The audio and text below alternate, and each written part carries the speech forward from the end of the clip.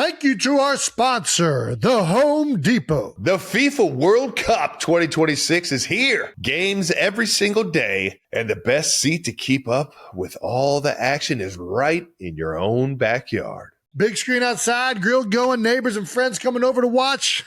Now that's how you host. As an official supporter of the FIFA World Cup 2026, the Home Depot's got what you need to get the backyard match day ready. That's right. Whether it's a projector screen setup, string lights, little patio furniture, the Home Depot will help you make your yard the go-to spot. And with fast, free delivery on over 2 million items, you can focus on setting up the ultimate backyard fan zone instead of making trips to the store. So, as we welcome the world to our backyard, get your home watch party ready with an assist from the Home Depot. To learn more, visit homedepot.com/FIFA World Cup 26. This podcast is brought to you by Colgate Total. We take oral health as seriously as you take sports. That's why Colgate Total Active Prevention uses advanced technology to help prevent oral health problems like cavities and gingivitis before they start. It's clinically proven to provide 24-hour antibacterial protection with twice daily brushing after 4 weeks of use. So get a winning routine and prevent oral health problems before they start. Shop Colgate Total Active Prevention at a retailer near you. It's just life, man. This sport can humble you so fast. It can shoot you to the moon, and it can bury you, man. I know that you don't probably care that much about it right now. I mean, you have so many records at this point that this is like kind of like just another one. But at the end of the day, it's just another thing that cements you as one of the best players ever to play in the NFL. That's the last thing that I care about right now. I know. The only record I get is that he like kept going on the field. He's out there again.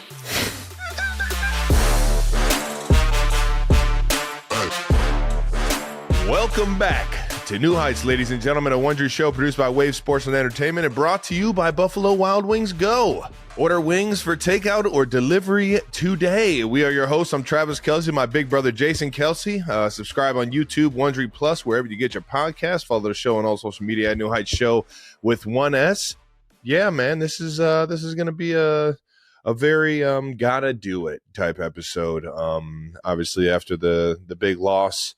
This isn't the easiest thing to do, get on here and talk to the world, and especially our 92 percenters who tune in, week out, and give us your time, give us your attention, and cheer for us and root us on. And it was a weird weekend, but I appreciate you guys for all the support I've seen leading up to it and even afterwards. But Jason, before we get into everything, why don't you let the people know what we got coming up? We got a big episode, guys. We're going to recap Super Bowl 59 and talk about, what else we got down to while we were in New Orleans. As always, we're going to get to some of your no-dumb questions. But first, I guess we're just going to get right into it. I don't know if there's any new news. All the news is over. Yeah. So I guess we can just go. All right, cool. Well, Eagles 40, Chiefs 22. God damn. The three-peat. Did not happen, obviously. Did not happen in the Superdome. Eagles ended up getting it done. Nick Sirianni, Jalen Hurts, Trav. I think people have been waiting to hear from you since the game Sunday. Yeah. What do you want to say? I don't know. Where do you want to start? I mean, I already, congratulated the Eagles. It was hard going into the exit interviews today. Obviously, the last time I'll see probably a lot of those guys. As it'll be a bit of a turnover this year, knowing the contract situations and everything. And outside of the game, I just wanted to thank my teammates for everything they fucking do, man. We, the effort, the focus, the work that we put in, that wasn't the reason, honestly, going into the game, I felt as confident as I ever felt in going into a Super Bowl or a playoff game or a big game in my life. And, for a bunch of reasons that it just didn't happen, man. It just wasn't our day. Couldn't find a lick of momentum. I'm kicking myself for some of the tiny, tiny decisions I made on the field, trying to do something more than what I was asked to do during plays. I wasn't the best leader that I could be in motivating my guys and keeping my guys, calm, cool, collected. And I put a lot of that on myself as, the guy that's been in the building for 12 years and seen a lot of football and actually seen a situation just like this in the Super Bowl, talking about the Tampa Bay Super Bowl. Mm-hmm.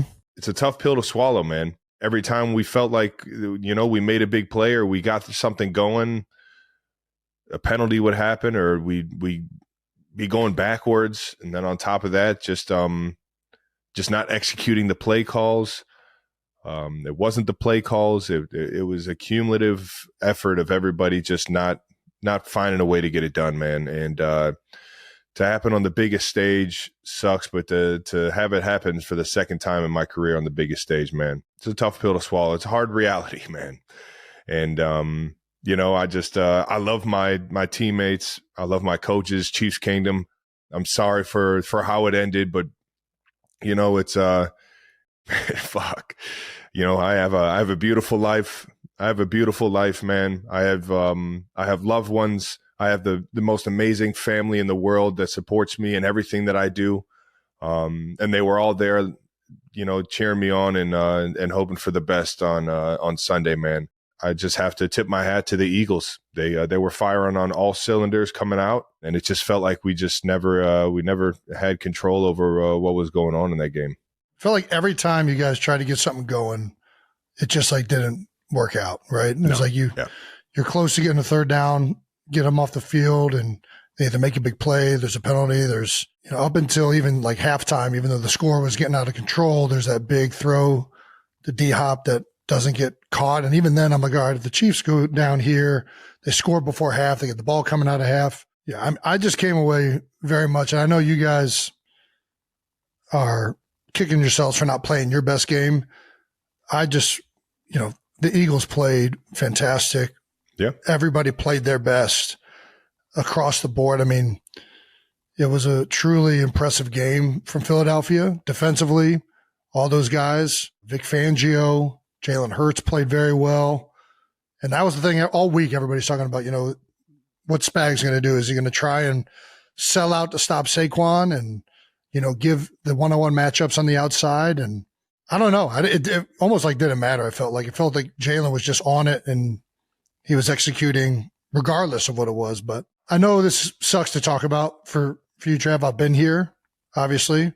2 years ago I was here. That was great. But, I think it was a really impressive performance by Philadelphia, to say the least. Yeah, it's going to sting.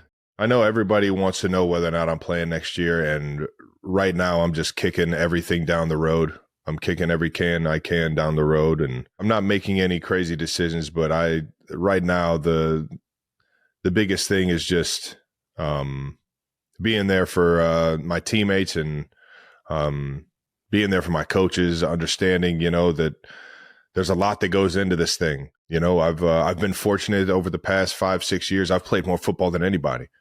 Yeah. And it's because the people that are in that building and the fact that we keep going to these AFC championships and these Super Bowls. And that means I'm playing an extra 3 games more than everybody else in the entire league. And that's a lot of wear and tear on your body. And it's a lot of time spent in the building.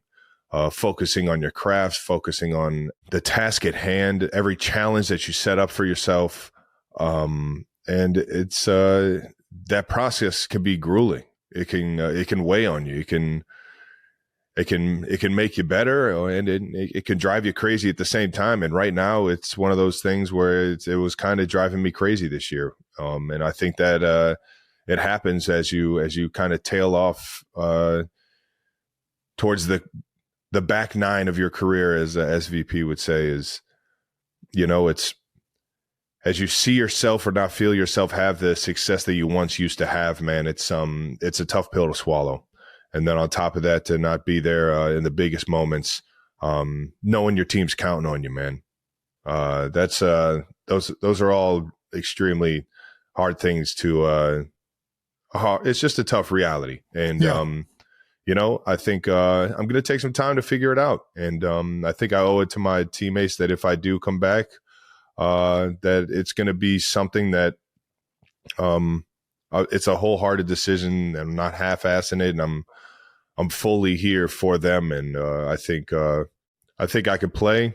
It's just whether or not I'm motivated or it's the best decision for me as a man, as a human, as a person to take on all that responsibility. You're preaching to the choir, brother. It sucks when you get to this point in the career where it becomes harder and harder to do it.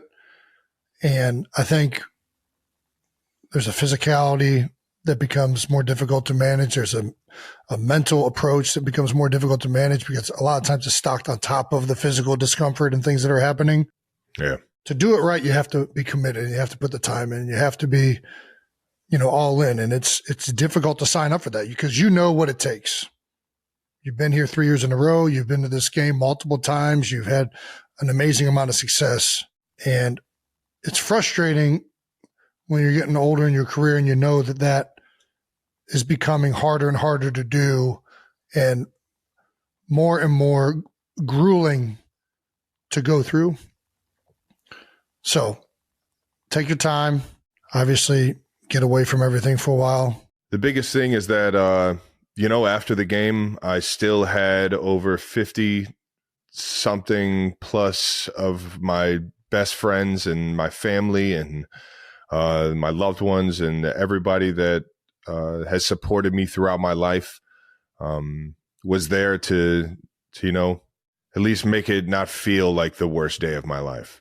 Yes. An opportunity to get all those people together under one roof, be around them, hug them, smile with them, find a way to, get through something really, really tough. It definitely made it a little easier, but the reality is gonna suck here for quite a while. It's just life, man. It's life. This sport can humble you so fast, man. It can give you so much praise. It can shoot you to the moon, and it can bury you, man. It can absolutely bury you. And it's the occupation we chose, and not everything can go as planned sometimes, even though we've been able to find a way over the past, however long, but especially this year and this team, we were known for finding a way. And as much as I like to think we could have done things differently, man, it just didn't feel like at the end of it was meant to be. It is what it is. Yeah. I mean, listen, it's never been done before. It's never been done before for a reason. It's incredibly hard. It's hard to keep teams intact. It's hard to keep, you're having extended season. You guys have played 60 games damn near over the past 3 years or whatever. And I'm not trying to make excuses. There's just a reason why it's never been done. And I think that, I know you guys are frustrated right now. I know you're frustrated. I think the reality is what you guys have done is amazing still. Yeah. I know that you don't want to hear that right now, and I know that game is frustrating as a result, but that doesn't take away from the last 7 times you guys have been to the AFC Championship or whatever it is, and 5 it's remarkable, the journey and the run you guys have had, and you and Pat and Chris and certain guys have been at the epicenter of this for that entire time. And a lot of the guys on this team have been there for 3. This was their 3rd time in a row. I know it's frustrating to look at this one game, especially because it was such a dominating game for the Eagles. But I think that the reality is it's one of the incredible runs that's ever happened in this fucking game. And you guys have your legacies cemented on that, and nobody can take that away. I mean, people could try to talk shit, especially if they've never done anything in their lives. But that's the reality of it. There was one thing accomplished, which is Travis Kelce set a record for most catches in a career in the Super Bowl, which, Trav, that's a big record. It's not a very big record. Why do you say it's not a big record? I have a lot of Super Bowl appearances. So do a lot of people. What do they say? Records are meant to be broken. That they are. Well, you broke one. You broke the most catches in Super Bowl history, which I know that you don't probably care that much about it right now because of the way the game went. And I mean, you have so many records at this point that this is like kind of like just another one. But at the end of the day, it's just another thing that cements you as one of the best players ever to play in the NFL. I know you don't care about that, but I think at the end of the day, when it's all said and done, the records mean a little bit. Because once you're done, that's kind of all you have left is like the memories, the trophies, which obviously mean the most, and then the stuff that makes other people recognize greatness, which unfortunately there are a lot of stats, but that's kind of all we have outside of trophies and highlights. No, I mean, that's the last thing that I care about right now. I know, but you will. So, and it's dope. Just here to tell you, it's a fucking dope record. Thanks, brother. As are all your other records.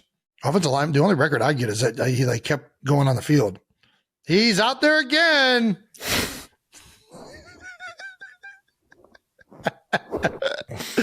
Look at this guy really won't take a break. He's headed out to the field for another consecutive week.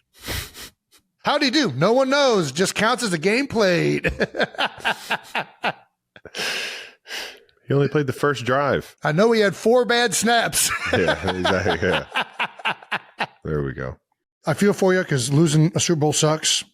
I mean, I don't wish that on anybody. I talked all week. No matter who won or lost, I feel like I was going to be feeling shitty and feeling more with the team that lost.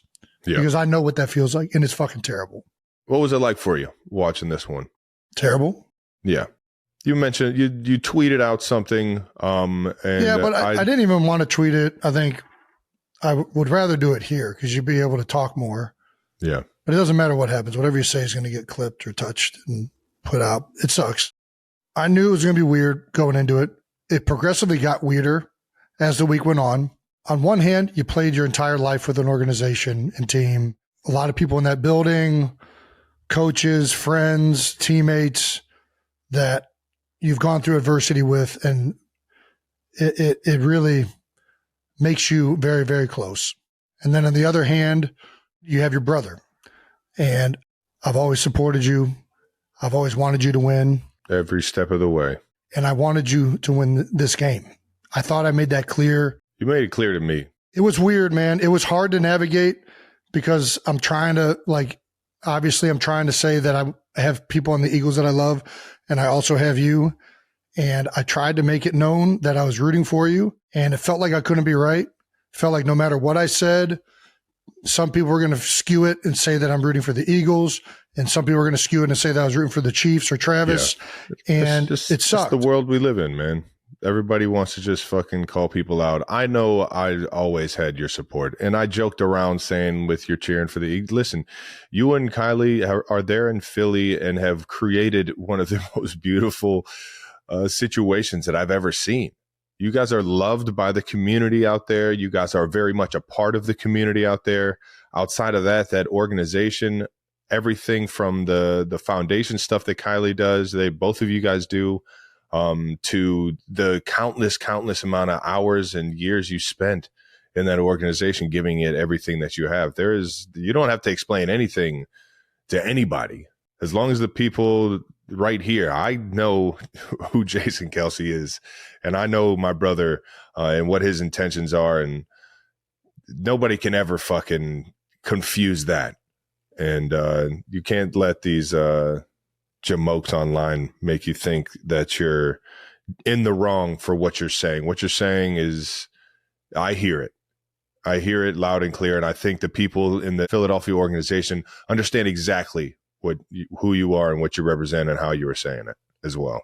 Yeah. And all that is true. Like, we are still very much attached to this organization, which is why there is part of me that obviously is very happy and proud that they have won this game. But that doesn't take, and that doesn't make you less of a brother. That doesn't make you less of a brother. That doesn't make you. That does not take precedence over rooting for you. Yeah. And that's why this game sucked. It was very, very hard to watch. As much as I love the Eagles, as much as I love the city of Philadelphia, there was not a fucking ounce of me that.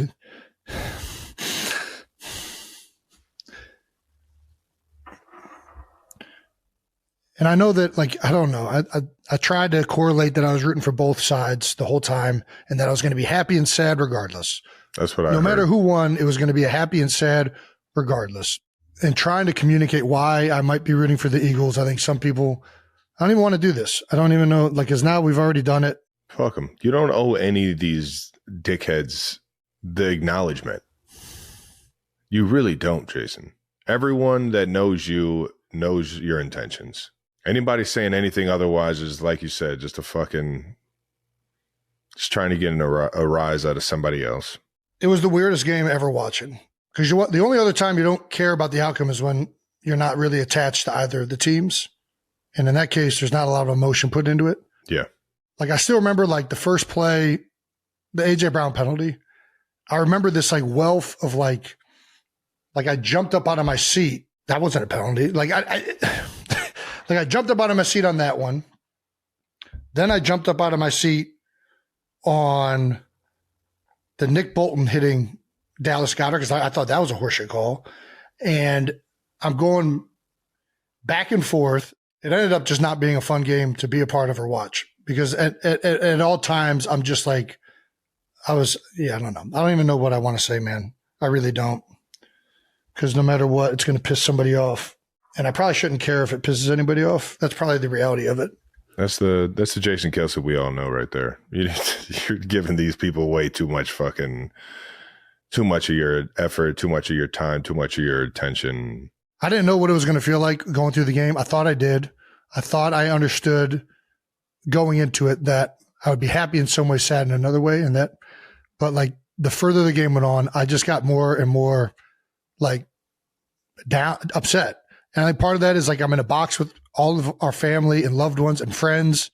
We're all just like, dude, this sucks for Trav. This sucks for his team. And I don't know. Like, I didn't anticipate the amount of just like sheer discomfort and frustration that I would have watching the game. I thought I would kind of just be like, like, I like both of these teams. Whoever wins, may the best team win. And it just didn't turn into that. It didn't. Yeah. And I don't know if it would have been reversed, if it would have been the same way. I don't think it would have. If it was an actual fucking game. That shit was just. Well, that would have that might have made it better.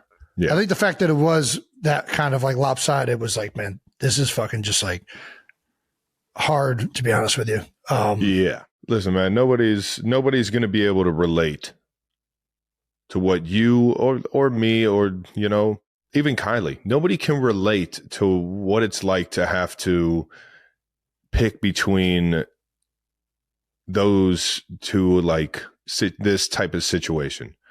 Nobody knows what it's like. That was my whole thing. I wasn't trying to pick. Exactly.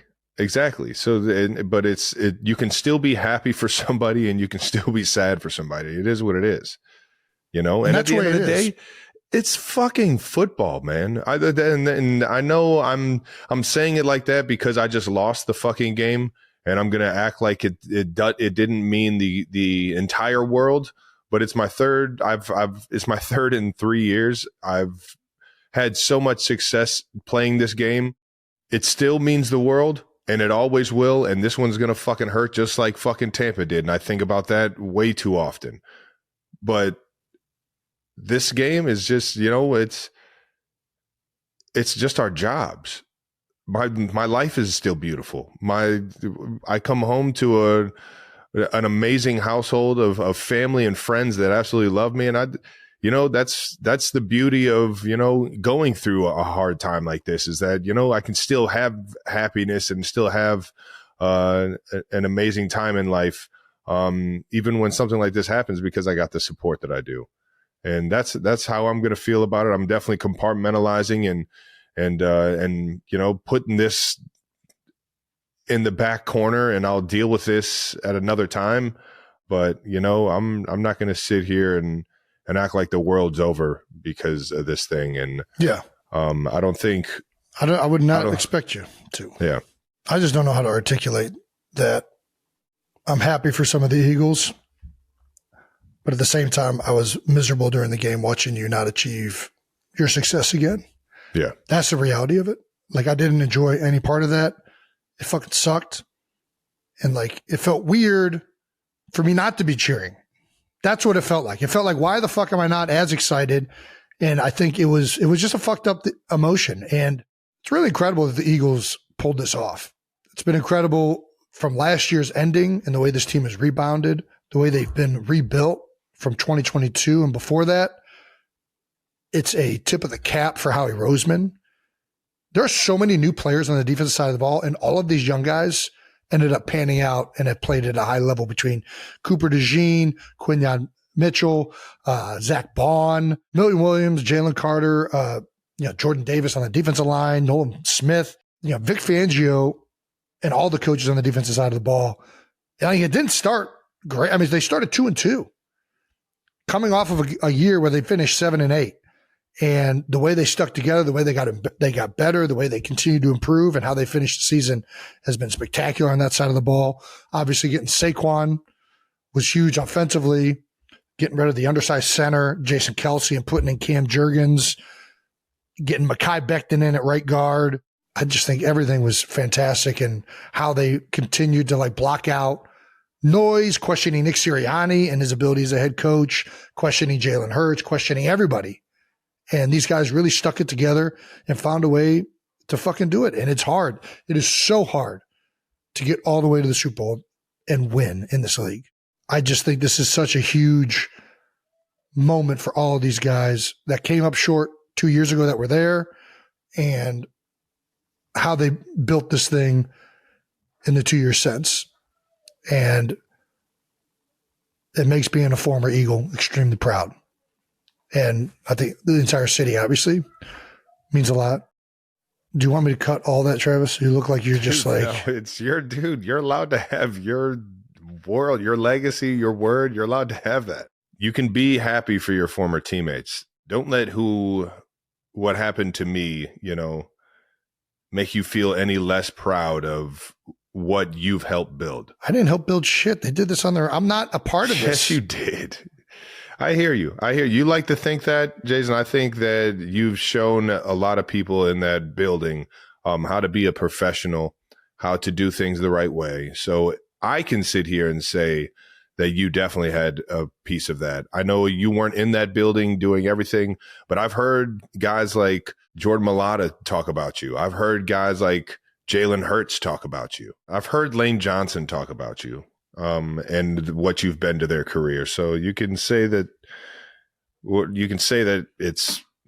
you had nothing to do with it, but bits and pieces of who you are still living and breathing in that facility for sure.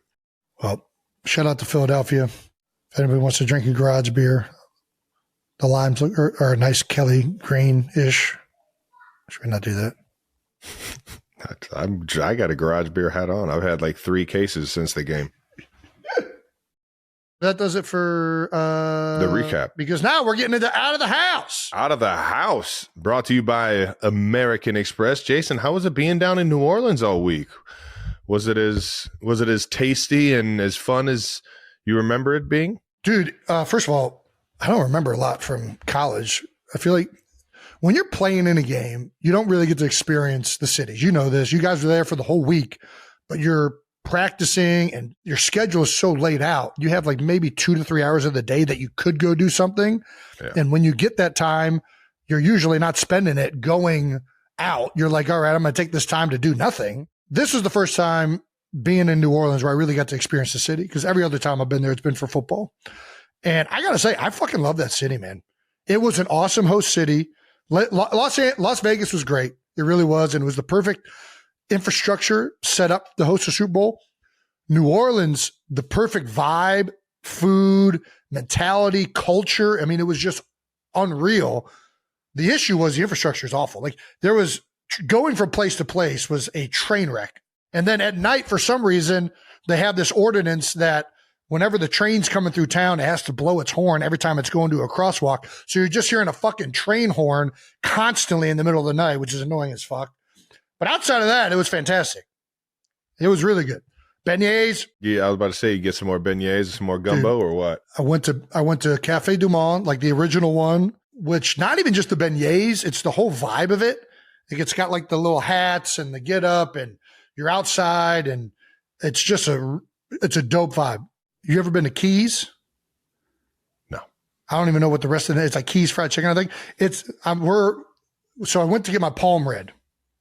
And we were talking, we had all these trendy spots that we were going to hit up after that. And after the palm reading, they're like, oh, we were trying to like, where we're going to go to eat. And the guy's like, hey, if you want the local experience, you got to go to Keys. I was like, Keys? Like, yeah, it's a gas station that serves fried chicken. I was like, yeah, that's right up Jason Kelsey's alley. So we went over to this place, bro. Like it was similar, not similar, but like, again, the best barbecue spot, my favorite barbecue spot in Kansas City, is Joe's. Like there's something about food being served at a gas station that just is like, yeah, I'm going to check this out. If it's got if food at a gas station has some word of the mouth going about it, you know that shit's good. So we pull up to this spot, Keys. It's got po' boys, fried chicken. I get up there and this is what I'm made like, Sheetz and Quick Trip like the staples seriously, that they are in this world. No doubt. And I get up there and I'm like, all right, let me get some dark meat. And the guy's like, get the white meat. And I was like, dude, it's too dry. I don't like white meat. He's like, hey, this white meat ain't dry. So I got a chicken breast. First bite into that chicken breast, dog. Dry as shit. Nothing dry about it. That shit was so fucking good. It was the perfect amount of spice where it's not overwhelmingly spicy in that first bite, but the more you eat, it just like starts engulfing you. Yeah. It gets you going. But I got the fried chicken. I got a hot sausage po' boy, which was phenomenal. I tried a pineapple soda, Big Shot, which I guess is specific to New Orleans. It was like a pineapple creamsicle. It was so fucking good. Mm-hmm. So I was getting a bunch of like convenience store local spots. Some baked good that came in like a tray. I forget what that was called, but it was like a brownie. It was fucking real good. I know. Kylie and I went out to a fancy dinner one night called. Ooh, you fancy son of a bitch! It was what Peyton recommended. It was Clancy's. Oh, nice. Yeah, it was really good. One of the items that they're really recommended for is the fried oysters. I see. That's the thing. I'm out on loogies. But but the the fried things. Yeah, it's different experience. Maybe throw some cheese on there. I don't know if you know this, but there was an oyster recall while we were down there. So we didn't eat any of the oysters. All of Barstool got sick. They were all getting the neurovirus from the oysters. It's unfortunate. So we didn't have any of the oysters, and we didn't have any of the oysters at Clancy's, but they had plenty of. I had turtle soup. That was Cajun style turtle soup. It's fucked up, man. You're eating turtles. Hey, man. Now that I know what they taste like, I'm gonna keep eating them. It was damn good. That turtle soup was great.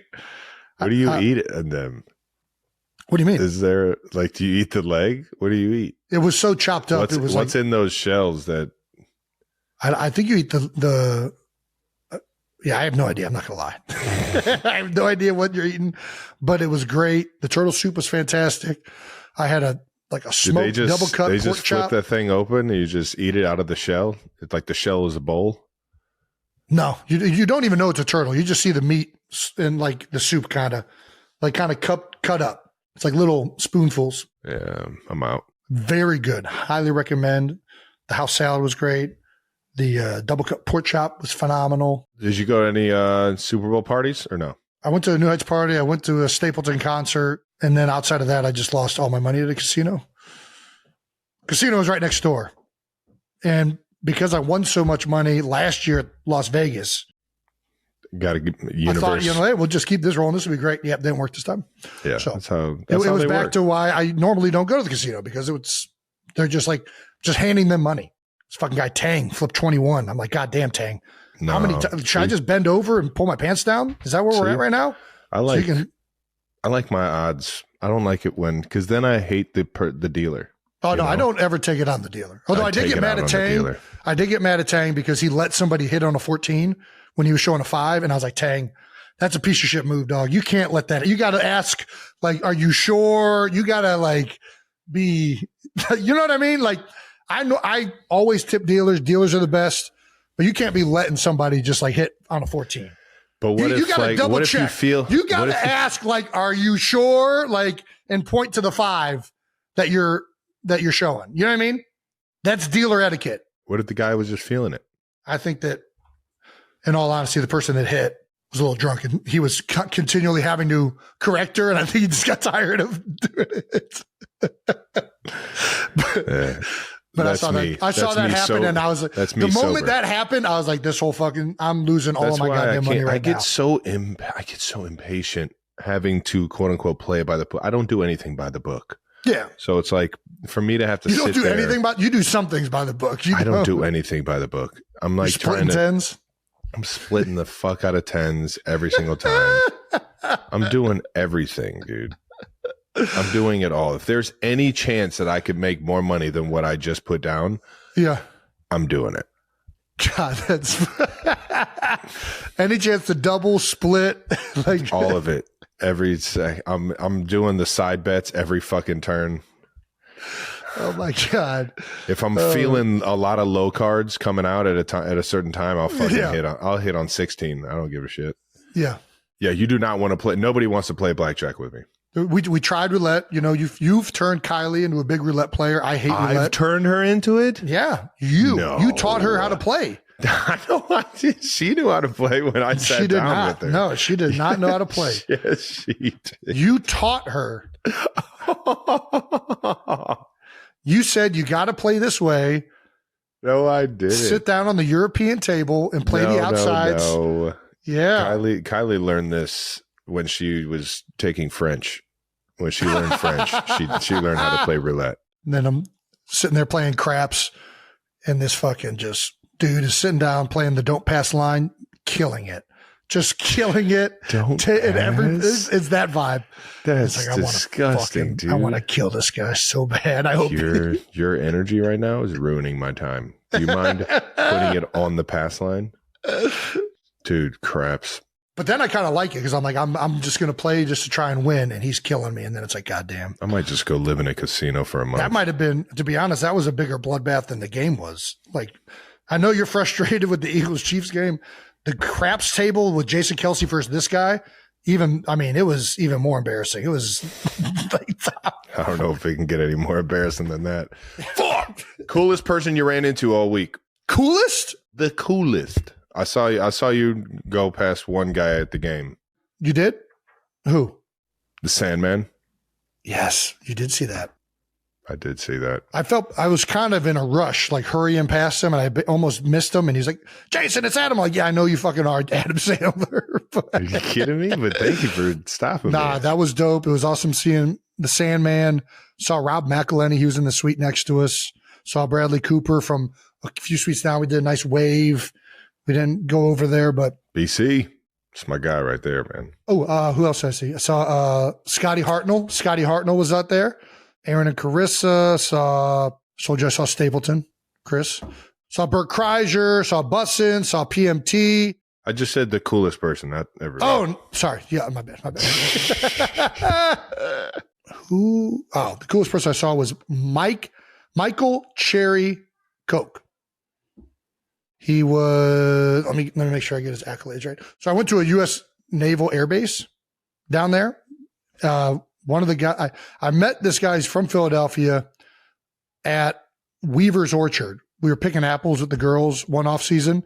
And he's like, hey, if you're ever in New Orleans, you should stop by the military base. If you guys want to do the podcast there or do whatever, we'd love to have you. And dude, he invited me down. I got to see like a practice routine with a bunch of jets that went off. They were doing like tactical like formations and stuff. Dude, it was insane.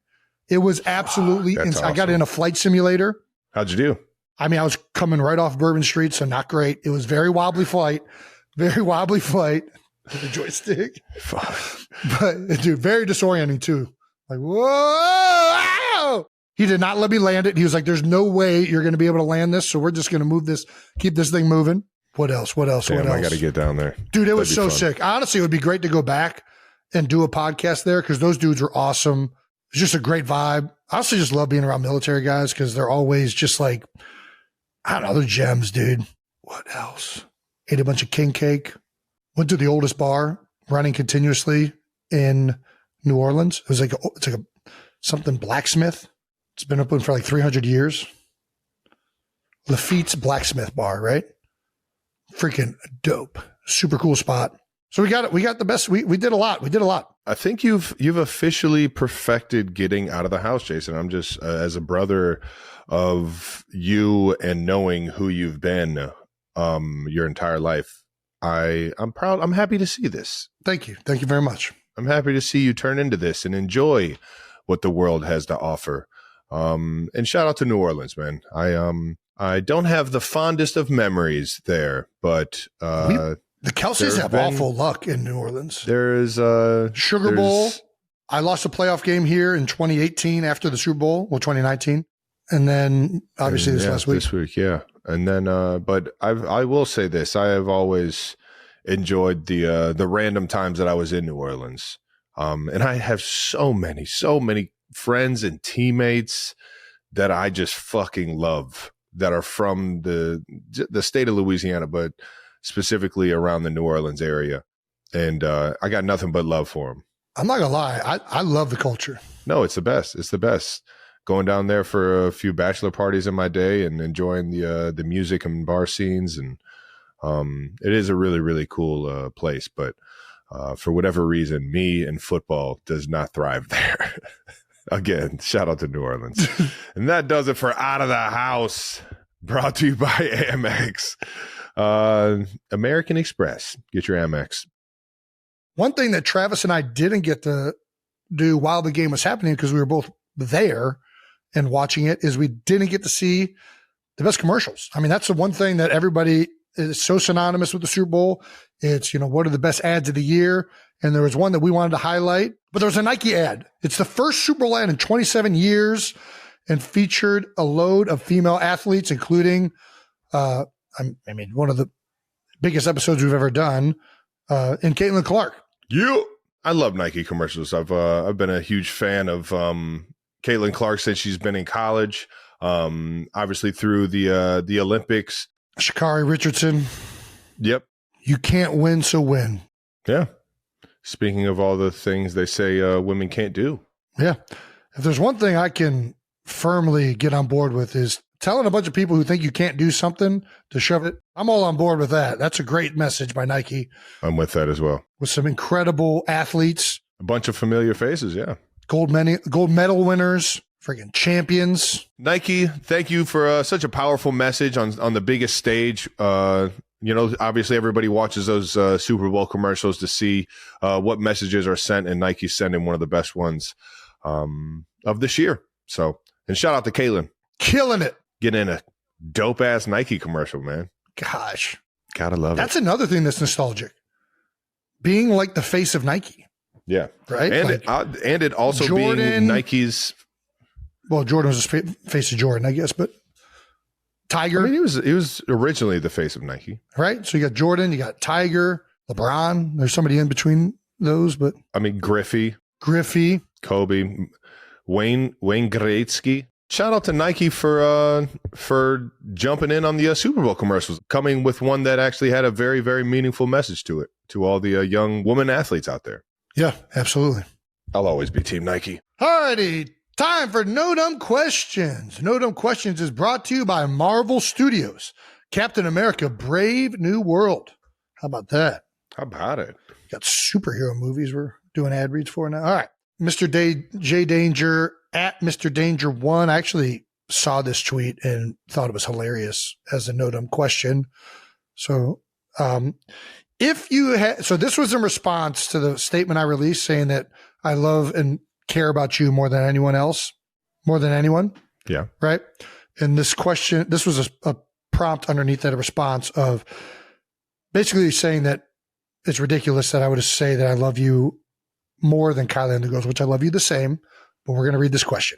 I don't love anybody more. I love you the same. The fact that you think I give a fuck about this is so funny. I know we're going to read this question. Go ahead. If you had to push Travis or your wife over a cliff, who would you choose? You must choose one. Don't skirt the question, Jason. You said you love no one more than Travis. Who are you? So are you pushing your wife over? Here's my answer, and tell me if I'm correct. Should I answer first, or do you want to answer first? This question is for you. Okay. I'm pushing Travis over because he would tell me to push him over the cliff. 100%. Bam, baby! Don't you fucking push Kylie off of the fucking cliff. Are you kidding me? I'll be just fine. All right. I'll tuck and roll. All right. I'll fucking hit the ground and fucking roll out of that fucking thing. I'll find a way out of this. I'll flank away to safety. I don't know how the fuck I'll do it. I'll fucking sprawl out like a flying squirrel or some shit. I'll be fine. I'll I'll figure some shit out. But a Chris Farley in American Heroes, is that the movie? Dude, oh my God. Now that's a deep cut right there. I love that fucking scene. Is that what that movie? I think it was American Heroes, right? Yeah. Or something like that. Some Heroes. I think it was American Heroes. Yeah, they were fucking dog. They were racing fucking Lewis and Clark to the west. Yeah. That's funny. Should we keep reimagining this question? No, I think you answered it. You all right. If you had to push me or mom over a cliff, who would you choose? You must choose one. Don't skirt the question. Don't skirt the question, Travis. Mom's like 70. You have kids that need to be raised. God damn it. You don't skirt the question, Travis. You got to choose one. I'm going to choose mom because you would want me to push mom.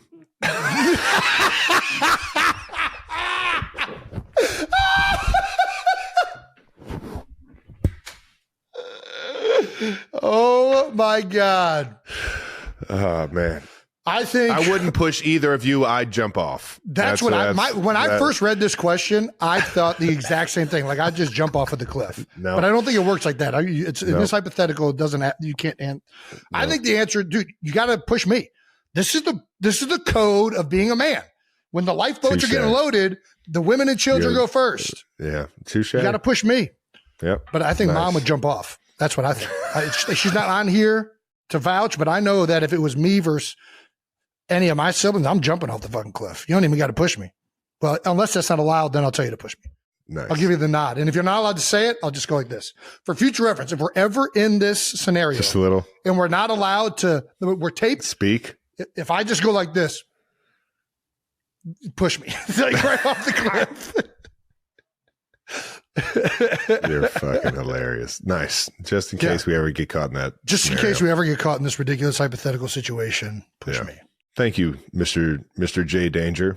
Thank you for using X responsibly. Next one, no dumb questions. Hashtag, do you put the cereal first or the milk first? Do I put the cereal first or the milk first? And this is why we have this fucking segment in here as no dumb questions. This is about as stupid of a question as I've ever heard. Everyone knows the cereal goes in first. Be careful, Trev. Be careful what you say.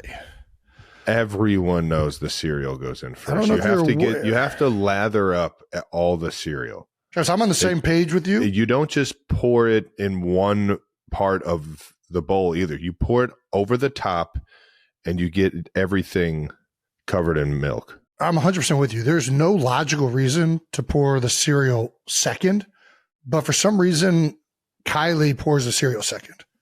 What? And it's never made sense to me. I don't know why. I mean, in no other situation where a solid goes into a liquid, would you ever put the solid in second? Like it's just asking for a disaster to happen. Yeah, it doesn't make any sense. Like you don't fill a glass up to the brim and then start loading ice cubes in that motherfucker. You're going to get water all over the place. What are we doing here? Yeah. But Kylie does do it that way. That doesn't make any sense. And I usually don't say anything because it's none of my business, even though I think it's ridiculous. It's not the argument to start. And also it doesn't make it taste better. Like if you just like dry cereal, what are you putting in milk anywhere with it? Like there's a reason you put the milk in second because it kind of gets the cereal to the perfect consistency of moistness. Dude, thank you. Yeah. Nice. So Kai, you're wrong on this one. I'll go to, and I'm pretty sure if we put a poll out, you'd be in the bottom 8% of the 92%. Well, there's only one way to find out. 92%ers. Hey! We will have a poll, so let us know if us or Kylie are in the right. Next no dumb question. What do we got? Okay, from at Notorious RBG. Okay, but speaking of loyalty issues, what about this? It's 10 years from now. You both retired, and our beloved Browns inexplicably have made it to the Super Bowl versus the Chiefs and Eagles. Ooh. 10 years from now? Mm-hmm. Who are we rooting for? That's a good question. Initially, I would say that I wouldn't even think about cheering for the Browns. Yeah. But I do still have that childhood Cleveland sports fandom in me. Yeah, for sure. And to see, how the situation over there in Cleveland has been since I've been in the league. Yeah, it's been rough. What do you mean since you've been in the league? Since they've come back? I mean, the Tim Couch era wasn't horrible. Yeah, they made it to the playoffs. Wasn't the best. I just feel like the organization wasn't looked at it the way they're looked at right now. Sure. And right now it's pretty rough. Yep. And I think Cleveland deserves to get, a year in, year out, respectable and great product out there on the field. Now, don't get me wrong, Flacco leading them to the playoffs and giving them some fun to cheer for last year as the Cinderella story. I mean, that was I enjoyed, talking to my friends about that one. One, because it's easy to cheer for a guy like Flacco. What I'm trying to say is there will be the kid in me that cheers for the Browns. But if there's anybody still left from the run that we've had here in Kansas City, I would probably say I'd hope for the best for them. Yeah, I'm going to go Eagles. I've already learned my lesson. I'm not touching the Browns for a second. Yeah, they already think I don't want root for them for some reason. If it's anybody other than the Chiefs and Eagles, I'm going Browns. Yeah, I mean, that's what it comes out. They're the next team, but we've both spent a lot of time and energy personally with both of these franchises. I don't think at this point, Browns versus Chiefs, maybe, but Browns versus Eagles, no, I'm going Eagles. Yeah, I'm going, I could say the same. Browns versus Chiefs, I'm going Chiefs. Browns versus Eagles, I'll go Browns. They're probably fourth behind whatever team you're coaching for. Shout out to Andy for dropping that knowledge on us. Coach Trav has a future. Coach Trav. Yeah. Would you go by Coach Trav or Coach Kelsey? Coach Kelsey just sounds way better. I like Coach Trav. I don't know what it is. Does it? All right, fair enough. Coach Kelsey. I think just Kels, not even Kelsey. God damn That'd be it. you. Don't do this again. You'd be Coach Kelsey. And you'd be like, don't call me Coach Kelsey, you motherfuckers. Well, that does it for No Dumb Questions, brought to you by Marvel Studios, Captain America, Brave New World. That wraps up another episode of New Heights. Not the most fun one to start off, but yeah, thanks to your No Dumb Questions, we found a way to close it out. Make sure you're subscribed on YouTube to the New Heights channel and follow New Heights on the Wondery app or wherever you get your podcasts. You can listen to new episodes of New Heights early and ad-free right now by joining Wondery Plus in the Wondery app or on Apple Podcasts. Once again, New Heights is a Wonder show produced by Wave Sports and Entertainment and brought to you by Buffalo Wild Wings Go. Order wings for takeout or delivery today. Follow the show on all social media at New Heights Show with 1S for clips throughout the week. And thanks to our production and crew. How about it, man? Another year under the belt, or another season under the belt, I should say. I appreciate you guys always working through the scheduling and making it easy on me and Jason, knowing that the football world's so crazy. So thank you guys over at Wave and Wondery. And thank you to the 92%ers for tuning in. Chiefs Kingdom, once again, I'm sorry for this year and how it ended, but I've loved every minute of playing for you guys all season, and appreciate you guys always showing up. And to those Eagles fans that are 92%ers as well, congratulations, man. You guys had a hell of a team this year. And there goes some fun merch for you guys to buy if you guys want it. Peace.